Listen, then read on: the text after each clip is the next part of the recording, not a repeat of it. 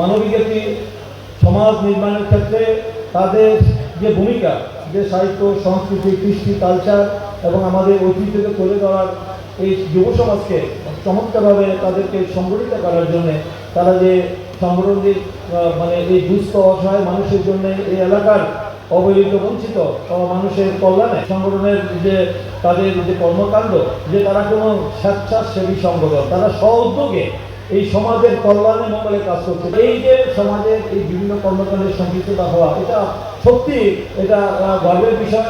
এই সংগঠনটি আমি মনে করি যে তাদের যে মহৎ উদ্দেশ্য, এই সংগঠন যে এই দেশের কল্যাণে, জনগণের কল্যাণে, মানুষের কল্যাণে আমরা যারা রাজনীতির সাথে সরাসরি সম্পৃক্ত নেতৃত্ব দিচ্ছি, আমাদের অর্ধেক কাজ আমি মনে করি যে এই সংগঠনটি তারা করে ফেলবে। এই সংগঠন আমাদের অনেক অনেক দায়িত্ব তারা পালন করছে। এটা আসলে অনেক বহু জায়গায় এই ধরনের তরুণরা আজকে যে তাদের যে নৈতিক অবক্ষয় হচ্ছে এবং তরুণ সমাজ আজকে মাদক থেকে শুরু করে আজকে চাঁদাবাজি, মাস্তানি, বিভিন্ন অপকর্মে তারা এই সমাজে এই তরুণদের তারা তাদের এই কর্মকাণ্ডে সমাজ অতিষ্ঠ অনেক ছুটে আমরা দেখেছি যে এই অনেক ধরনের সমাজে অস্থিরতা তৈরি হচ্ছে। কিন্তু তরুণ সমাজ রাষ্ট্রের আগামী একটি সুন্দর রাষ্ট্র বিনির্মাণের ক্ষেত্রে এই তরুণ ছাত্র সমাজে এই দেশ নির্মাণ করবে। এখন যৌবন যার, যুদ্ধে যাওয়ার তার শ্রেষ্ঠ সময়।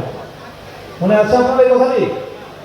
এখন আমাদের তারুণ্যের জায়গা, যে তারুণ্যই আমাদের নেতা, আমাদের দলের একটি চেয়ারম্যান আমাদের যে তারেক রহমান, তিনি কিন্তু তারুণ্যের প্রতীক। তার দল আমরা করি, আমরা অহংকার গর্ব করি। সেই তারুণ্য এবং তরুণদেরকে এবং যুবকদেরকে সবচেয়ে বেশি প্রাধান্য উনি দিচ্ছেন, যে তারাই এই দেশের নির্মাণ করতে পারবে। সকল অন্যায়, অত্যাচার, নিপীড়ন, নির্যাতনের বিরুদ্ধে এই তরুণরাই একটি সুন্দর সমাজ নির্মাণ করতে পারবে। তাই তরুণদের ভূমিকা অত্যন্ত গুরুত্বপূর্ণ।